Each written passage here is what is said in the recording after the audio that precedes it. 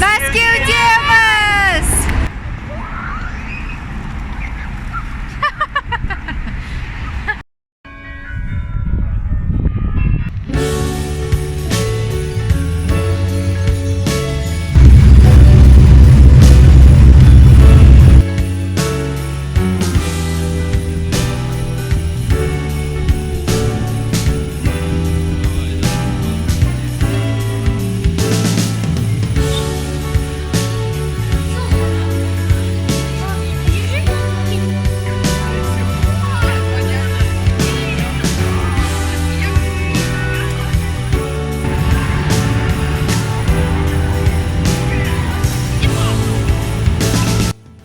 Мәскеуден жалынды сәлем достар. YouTube каналыма қош келіпсіздер. Сіздермен әдеттегінше Адияр Албай. Бүгін YouTube каналымда сіздерге Мәскеудегі алғашқы сапарымыз жайлы бөлісем және өте жиі қойылатын сұрақтарға жалпы ұшып келу қанша теңге тұрады, отель қанша теңге тұрады, қай жерде тамақтануға болады, қай жер арзандау, қай жер қымбаттау, орталық қандай, қай жерге баруға болады. Осындай жиі сұрақтарға блогымда барлық сұрақтарға жауап беретін боламын. Сонымен қатар біз барған күшті жерлермен және өзім Ресейден қандай инсайт алдым, сол туралы бөлісетін боламын. Каналымнан алыстамаңыздар. Достар, сәлем. Біз Мәскеуге жеттік аман есен. Қазір отельге барамыз. Одан кейін сіздерге блогта Мәскеуді көрсетіп таныстыратын боламын. Сонымен барлығын басынан бастайтын болсақ, біз Алматыдан Мәскеуге 4,5 сағатта ұшақпен ұшып келдік. Бағасы бойынша, енді жолдасым жұмыс барысымен барғандықтан компания өзі төледі. Біз балам екеумізге 257 мың ба, очень примерно 260 мың теңгедей шықты. Туда-сюда обратно. Оның ішіне Air Астана болғаннан кейін ояқта міндетті түрде қосымша тамағы кірді, жолда тамақтандырады. Сонан кейін маған ең қатты ұнағаны балаға бір күшті рюкзак берді, ішінде әртүрлі подароктар, наушник бар, плед бар, в общем, сондай бір күшті заттар берді. Тамақтарды өте дәмді. Сондықтан да бізге Air Астана компаниясы сонысымен өте қатты ұнайды. Жалпы біз ұшып келдік, бірден сол Алматыда билетпен қоса біз неге отельге номер алған болатынбыз. Біз Holiday Inn Express деген отельде тоқтадық. Қазір Мәскеу уақыты бойынша сағат уже 12 болайын деп қалды. Біз аэропорттан отельге дейін 1,5 сағатта жеттік. Очень ұйқымыз келіп тұр. Қасым жомарт тоже шаршады енді шынымен. Бұл кішкентай ғана бөлме, бірақ та іші өте комфортный, 3 орынды, яғни бөлек бір үлкен спальня және бір үлкен кровать және бір детский кровать. Еш қысылған жоқпыз. Енді біз в основном қаланы аралап жүргендіктен бізге самый главный келіп ұйықтайтын бөлме болса болды деген ой болды. Жалпы өте таза, жаңағы ванна комнаталары да өте аккуратный, барлығы күнделікті су, шай, кофе, заказ берсең телефоннан звондай саласың, бәрін әкеліп береді. Бізде плюс тамақ включено. Тағы да қайырлы таң, достар. Біз завтракке бара жатырмыз. Завтрак, по-моему, сағат 9-ға дейін өтем. Бізде тек қана завтрак включено. Қалғанын біз басқа жерлерден тамақтанамыз. Кеше біз кешке KFC алдық. Түсте біз неде қайықта тамақтандық. Таңертең бізге завтрак кіреді, ал обед пен ужинді біз көбінесе сол сыртта, кафе, ресторандарда тамақтандық.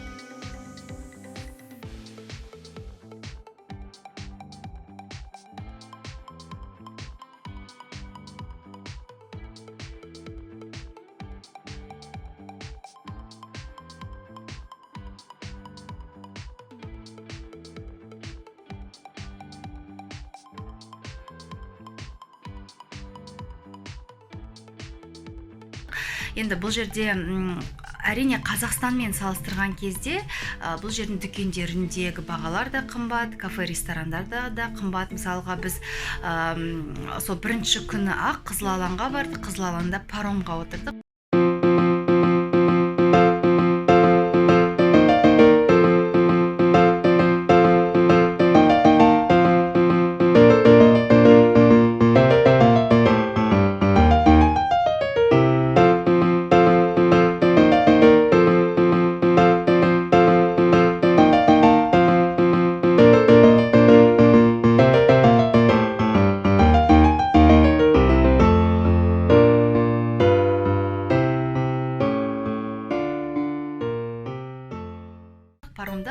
кішігірім мысалға там пицца, фри, сок, сондай сияқты шашлык сияқты заттар заказ еттік. Бізде примерно 12-15 мың теңге ма сондай кетті.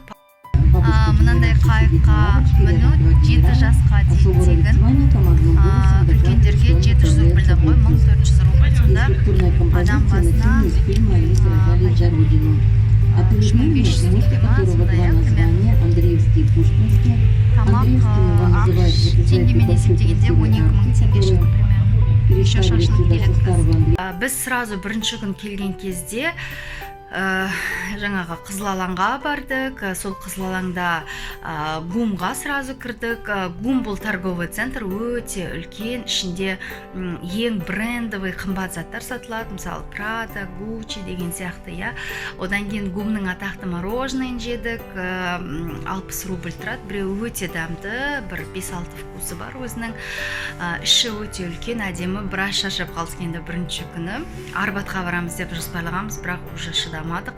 Сосын Мәскеудің бір несі, мысалға маған бұрын айтатын еді, мысалы Астанадан, басқа қаладан келетін қонақтарымыз, ой, Алматыдан бір жерден екінші жерге жету өте қиын, сондай не деп, ұзақ деп. Алматы оның жанында өте мелкий болып қалады екен Москваның жанында. Себебі Москваның өзінде 11 миллион адам тұрады, және сонымен қатар Ресей бойынша 150 миллион адам шамалап. Москвада мысалға біз Астанаға ұқсайды, кішкене жолдары, там нелері, үйлері, да, бірақ средний район. Орталыққа барсаң, ол жер прям Дубайдан алмайды.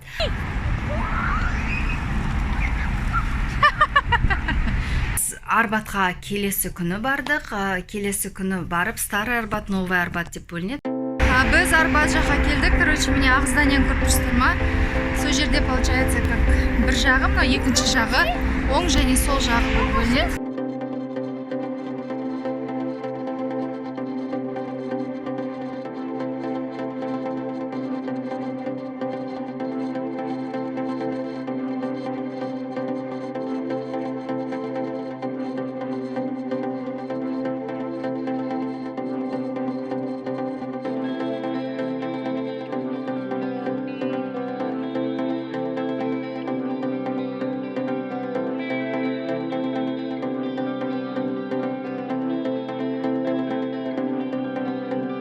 Старый Арбат, Новый Арбат деп бөлінеді. Ол жерде жаңағыдай в основном сол сувенирлер, әртүрлі жаңағы нелер, киімдер, детский мир деген сияқты нәрселерді қарауға болады, тоже как торговый центр сияқты. В общем, солай. Ресейдің шақырым туралы айтып едім ғой. Ресейде бір жерден екінші жерге жету өте қиын. Сол себептен бұл жерде метро бар. Метрода прямо метрода қай жерден бірінші күні прям шатасып кетуге болады, адасып кетуге болады бар ғой. Бір көшеден екінші жерге жаңағы отыру үшін сен веткаларды жақсы білуің керек. Там синяя ветка, коричневая ветка, красная ветка. Ол қай көшеден қай көшеге апарады, қай жерден қай жерге шығуға болады, қалай баруға болады, соның бәрін шатаспау керек. Бірінші күні енді жолдасым өте жиі келетіндіктен ол өзі білет, былай бізге таныстырып көрсетті. Сол себептен біз уже үшінші күні примерно уже біліп жүрдік стрелкалармен, карталармен. Метроның ішінде в принципе айтып отырады, қай көшеден қай көше и так далее. Бұл жерде билет бір күнге 30 рубль ма, 60 рубль ма. В общем, бізде жолдасының өзінің картасы болды. Ол жерде жаңағы бір айға жаңағы тариф алған ғой. Сол разный бар. Мысалы, бір күнге алсаңыз, бір аптаға, егер турист болсаңыз, бір айға, например, да, бағалар әртүрлі да. Яғни примерно бір айға 2000 рубль ба сондай тұрады. Сіз получается тек кірерде бір рет басасыз, все ары қарай метромен ары бері жүре берсеңіз болады.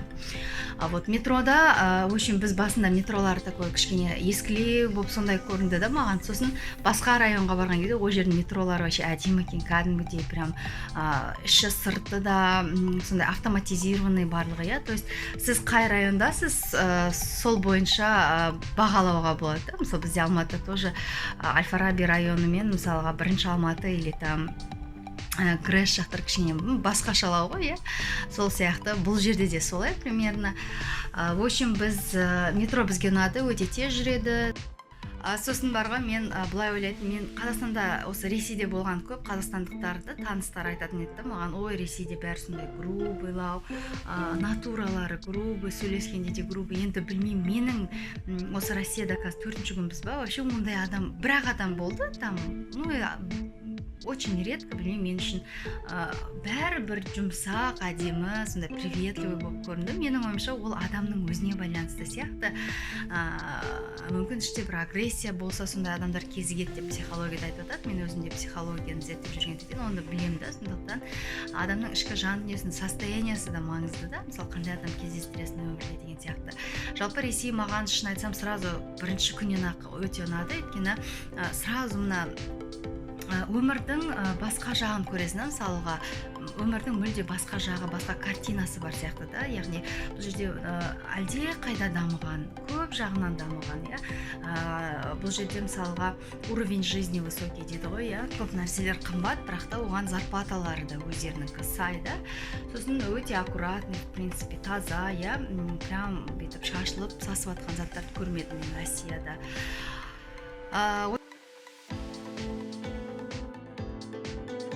Күшті бір отельге кірдік. Прям байлықтың есі шығады, аңсап тұрған жерде. Күшті. Я там обувь вытер. Мен келесі күні жолдасым бір важный встречаға кетіп қалды. Біз балам екеуміз Арбатты араладық. Арбаттан біраз сыйлықтар алдық. По цене, в общем, 100 рубльдан басталады, әртүрлі брелоктар, сосын мед, медвежий жир сияқты сондай нәрселер алдық. Медвежий жир деген қазақтың қойылмай сияқты. В общем, жақсы, былай уқалап, массаж жасаң, башкенген, иммунитетке өте жақсы екен. Алтайский край деген магазин, Алтайская лавка деген магазиндар бар екен. В общем, одан кейін ең күшті эмоция алған ол әрине 84-ші этажда орналасқан ресторан, русский деп аталады. Шынымды айтайын, өте қымбат ресторан, бірақ та жолдасым өзі сондай мақсат қойып бізді апарғысы келген екен. Соған өте қатты ризамын жолдасыма, үлкен рахмет. Ана жерге кірген кезде прям Ресейдің мықты бизнесмендері, байлары, әртүрлі, простой машинада көрмейсің сыртында. Алдын ала 1-2 күн бұрын ол ресторанға тіркеліп жазылып қою керек, орын алып қою керек деген сияқты. Средний чек примерно 15 мыңнан 25 мың теңгеге дейін. Тамақтар өте дәмді, примерно 1000 рубльдан басталады тамақтар, блюдалары. Напиток, сок, салат, андай заттарды заказ еттік. В принципе, примерно 25 мың сондай шықты. Егер терезенің алдынан күшті видке қараған келсе, 20 мың рубльге алу керек. Это примерно, знаете, қанша? Это примерно... Это примерно 120 мың теңге ма? 150 мың теңге ма? Сондай, короче. Біз терезенің алдында отырған жоқпыз, біз терезенің маңайында отырдық примерно. Вот. Одан кейін ол жерде біз ең қызығы, менің жалпы балам Қазақстаннан Ресейге барамыз деген кезде Мәскеуге ана күшті блогерлар кездестірсем екен деп бір ауыз сөз айтқанды армандап, сосын мен мүмкін кездестіріп қалармыз деп айттым. Ол Белоруссияда тұратын жаңағы блогерлар Ресейде жүр, представляете, сол күні сол жерде біздің қуанышымызда шек жоқ.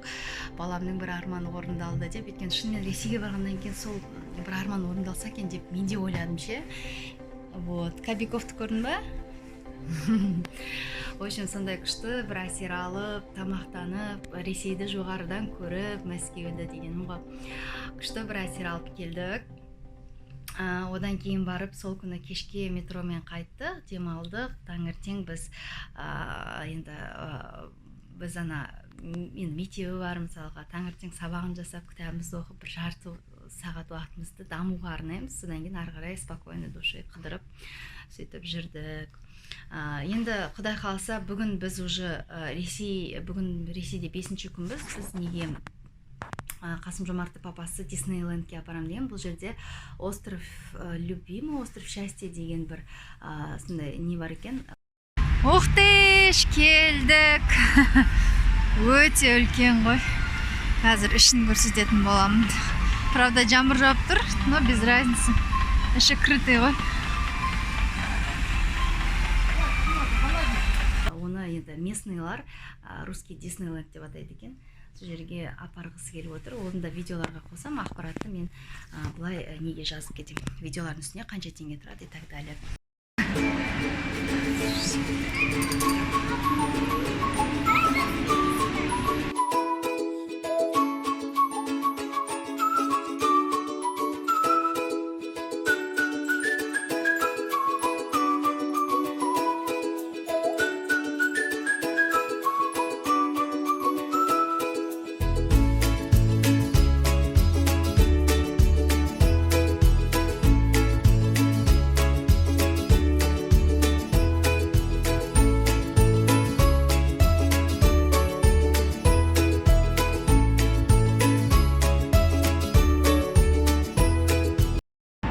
Мына жерде, в общем, Маугли динозавров деген бірнеше осындай островтар бар, оларға кіру тегін. Ал қалғанына аттракциондарға отыру примерно 350-400 рубль. Вход билет 900 рубль. Егер бәріне отырам без лимит десең 2000 рубль ғой, сондай, короче.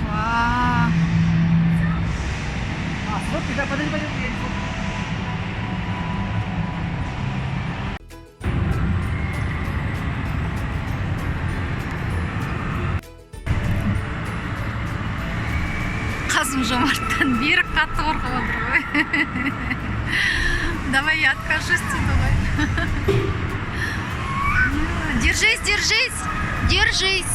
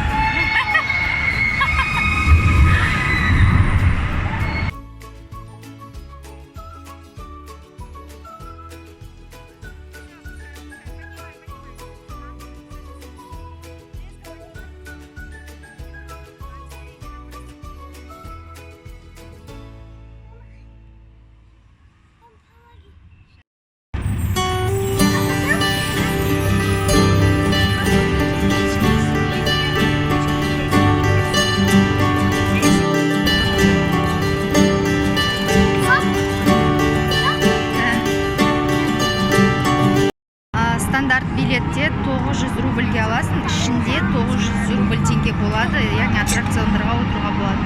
Қосымша отыратын болсаң, примерно 350-400 рубльдан.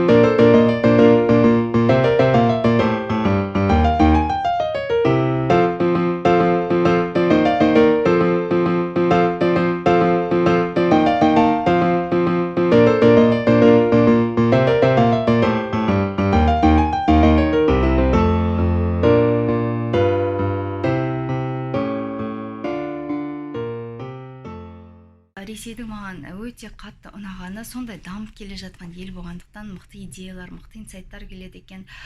Мен өзім адам, мысалы Қазақстанда мен табыс орташа дегенде 500 мың болу керек деп ойласам, мысалы мында келген кезде менде бұл жерде 1-2 миллион айына жаңағы спокойно табуға болады. Немесе осы жерде мысалы Қазақстан неге мен ең басты түсінген инсайтым, мысалы неге бізге Қазақстанда мысалы қырғыз елінен, өзбек елінен келіп бизнес жасап, дамып жатады, өйткені Қазақстаннан алған сомма, зарплатасы или ақшасы, тапқан ақшасы ол жерде 2 есе жоғары да. Значит, олар Қазақстан келіп жұмыс жасайды, ол жерде спокойно жақсы өмір сүреді да. И менің түсінген инсайтым, мен Қазақстан, мысалы, Ресейде жұмыс істесем, немесе Ресейден осындай бір бизнес жүргізетін болсам, мысалы, менде мата бизнес, бізде 1000 теңге там тұратын болса, сәтен бұл жерде 1500 теңге тұрады екен. Соответственно, мен мысалы Қазақстаннан Ресейден сататын болсам, менің табысым әлдеқайда жоғары болады. Немесе Россияда мен бір компанияда мысалы жұмыс істесем, мен табысым 2 есе 3 есе үлкен болады қазақстандық компаниямен салыстырғанда. Бірақ мен қазақстандық азамат ретінде мен Қазақстанда одан кейін жақсы өмір сүре аламын да. Яғни мен сондай бір күшті инсайт алдым. Осы жерден келіп жұмыс істейтін болсақ, менің бүгінгі табысым Қазақстанда 2 есе жоғары болады. Соответственно, менің уровень жизни өседі, Вот мен үшін ең мықты, ең ұнаған сол. Біз қазір отельде отырмыз. Мен штативімді Қазақстанда алмадым енді, өйткені чемоданға көп нәрсе алуға болмайды, ауыр болып кетеді. Содан кейін қолыммен былай ұстап түсіріп отырмын, кішкене талып отыр қолым. В общем, сондай. Былай енді шамалап сол билетті есептегенде 10 күндік нені 500 мың плюс жаңағы қыдыру, ойын, анау мынау, сол 700 мың мен миллионның арасында, это прям орташа бағада там 5 күн, бір апта Ресейге қыдырып келуге болады. Вот. Жұмыс барысымен болса, енді көбінесе компания төлеуі мүмкін 50% немесе 100%, әркімде әрқалай. Ресейге келуге жалпы кеңес беремін, өйткені адамның кругозоры өседі. Менің енді басты мақсатым, мен Қасым Жомартқа да Ресейді көрсеткім келді. Бұл 4 жасында алғаш Дубайға барды, өте күшті әсер алды. Кәдімгідей сана сезімі өзгерді, өсті деген сияқты. Мәскеуді көп блогерлар қарайды, сосын мен сол елді көрсекен, жерді көрсекен деп, не қылдым, метроларды көрсекен деп. Все равно мына баланы шетелге өте жиі апарып тұру керек. Өйткені кругозор өседі да, мықты. Вот. Сондықтан сосын Мәскеуде жолдасым айтты, ой, ол жерде постоянно пасмурно деп. Аллаға шүкір, біз келген кезіне 4-ші күнде вообще погода идеально болды. Тур Алматыдан жылы болды ғой. Мен не ожидала осылай болатын, бірақ күшті суреттеріміз де күшті шықты. Жалпы қатты бір мұздап терлеген жоқпыз. Сондай бір күшті әсер алдым өзім үшін. Енді минустары, біз жаңағы неге паромға барған кезде бір фотограф болды, сондай бір кішкене дөреклеу екен, сол күшті олып түсірді бізді, одан кейін профессионально. Сосын бағасы 5000 рубль дейді, представляете, 30 мың теңге. Сметін бір 10-15 суретке 30 мың теңге, енді уже наглость, кәдімгідей. Жолдасым кішкене жөтеліп қалды айтпақшы. Так, остаточно ғой. Жолдасым қатты ренжіді, енді ана балаға, мен жоқ, рахмет, алмаймыз деп сөйтіп не алып қалды. Сөйтіп ол бала қайта-қайта келіп, давайте онда хотя бы 2,5 мың қалыңыздар. Жоқ, алмаймыз. Бізде Қазақстанда ондай суреттер шамалап 5000 теңге алуға болады деп айтсам. Ну, у вас же колхоз дейді да маған. Аз важылып не айтарын білмей қалдым. Мен айтым, ну, если колхоз, тогда мы возьмем только за 500 рублей, все деп. Аня-то тұрып алған соң қатайып, жолдасым да қоймайды, мы только за 500 рублей возьмем, все деп. Енді ол не істейді, ол в принципе ол суреттерді удалять ете салады, мән мағынасы жоқ, хотя бы там 3-4 мың теңге тапса да жаман емес деп. Соңымыз жоқ деп қатайып отырып алдық. Бұл жерде енді Ресейге келген кезде көбісі біз қазақпыз ба, ұйғырмыз ба, өзбекпіз ба, я болмаса там корейміз ба, Жапон елінен. Біз мысалы Дубайда болғанда бізді көбісі малазийцтер деп ойлады. Сол сияқты олар бастапқыда білмейді. Сонымен енді түрімізге, немізге қарап 5000 деп ұра салды да, в общем. Не прокатило деген сөз ғой. Осындай мәселелер кейбір жерде, сол бір жерде қатынамай қалды, бірақ сол ақыр соңында артымыздан жүгіріп жүріп 500 рубльға алдық біз. Біз білдік, что біз түсірет, аламыз күшті. Бірақ енді суреттер өте тамаша, сөз жоқ. Бірақ та бір намысымызға тиіп кетті ма, сондай бір не болып кетті. В общем, несі ұнамай қалды, подачасы ұнамай қалды, клиентпен сөйлесетін. Сонымен алдық суреттерді, және сол жерде бір Ресейдің ба, Украинаның бір орыстары келді. Білмем қажет, украинецтар ма, оларды да күшті түсірді, бірақ олар сол 4-5 суреті 2000 рубльға сатып алды ғой. То есть бар, шетелден келетін мысалға, там американецтар болса, Жапон елі болса, олар ала салады без проблем. Бірақ с нами не про канал өткен, біз көршіміз, біз білеміз бағаларды шамалап российский. Тем более жолдасым білет, ондай адамдармен сөйлесе алады, ол уже как местный да мына жерде. логист болғаннан кейін Россиямен қатты связан ғой Қазақстан. Сондықтан жиі келіп тұрады осы жерге. В общем, бүгін Құдай қаласа Қазақстанға ұшамыз. Енді сіздер видео қарап жатқанда уже ол актуально ғой. Бірақ бүгін Диснейлендқа барамыз. Алдын ала мен отельден түсіріп жатырмын информацияны, потому что кейін уақыт болмайды, жолда боламыз деген сияқты, В общем, орналасқан жері зданиясы 300 мың километр емес, 300 мың квадрат метр ма, сондай екен, короче. Өте үлкен, ішінде аттракционы бар. Сондай бір күшті жер деп айтқан естігенбіз, сондықтан сол жаққа дайындалып жатырмыз. Вот. Завтрактары өте дәмді, өте жақсы, барлығы бізге ұнап жатыр. Сосын маңызды бір нәрсені ұмытып қалыппын. В общем, Ресейге келген кезде міндетті түрде ПЦР сдавать ету керек. ПЦР тест біз Қазақстаннан шыққан кезде примерно үшеумізге 17 мың теңге кетті. Бір адамға 7500, балаға 4500 теңге, үшеумізге 17 мың бірдеңе шықты, 18 мың почти. Ал Ресейде, мысалға, егер сіз 2-3 күн бұрын ертерек сдавать етіп қойсаңыз, 20 мың теңге экономдайсыз. Біз ұмытып кетіппіз, одан кейін кеше ғана сдавать еттік, бізде 60 мың шықты 3 адамға. Там балаға незначительная скидка, в общем, 3,5 мың рубль примерно сондай барлығымызға. ПЦР-сыз сізді ұшаққа мінгізбейді. Вот, өте маңызды. Сол, одан кейін жаңағы прививка, ондай жағын білмеймін. Біз өзіміз тамыз айында ковидпен ауырып шықтық, сондықтан бізге жарты жылға дейін прививка алмасаңыздар болады деп айтқан болатын. Сондықтан біз ол жағын білмейміз, сұрамадық. Бірақ вроде Ресейге керек емес, по-моему. Бірақ қазір енді прививканың бір қатты несі проблемасы жоқ деп ойлаймын. Қазір уже бәрі зерттеліп не қылып жатыр ғой. Сондықтан прививка салдырып алсаңыз да, менің ойымша ешқандай несі жоқ, себебі ауырып қалу жаңағы несі болмайды, қауіпі. Ресейде тем более ұшығып тұр екен деп айтқаннан кейін қазір енді басқа елге баруға да не қылады ғой, адамдар қорқақтайды ғой, сондықтан да жасап шыққан дұрыс ау деймін, шамалап. Егер енді прям жолға шығып жатсаңыз, лучше не стоит, конечно, өйткені кейбір адамдар температура жетеді и так далее. Сондықтан да в принципе, қарсы емеспін кішкене ондайға. Сонымен қатар осы Мәскеуде менің жолдасымның ағасы тұрады, двоюродный ағасы тұрады. Ол кісі уже біраз болды, 3 жылдай болып қалды тұрып жатқанда, сол кісі қонаққа шақырып, жолдасымен, қызымен көрісіп, деген сияқты чай тамақ ішіп, дастархандас болып қайттық. В общем, ол кісі Ресей туралы көп қызық ақпараттар айтты, жалпы жаман емес, қазақстандықтарға да, туристерге де жұмыс барысымен де келсеңіздер өте жақсы деп біраз қызық ақпараттар біліп қайттық.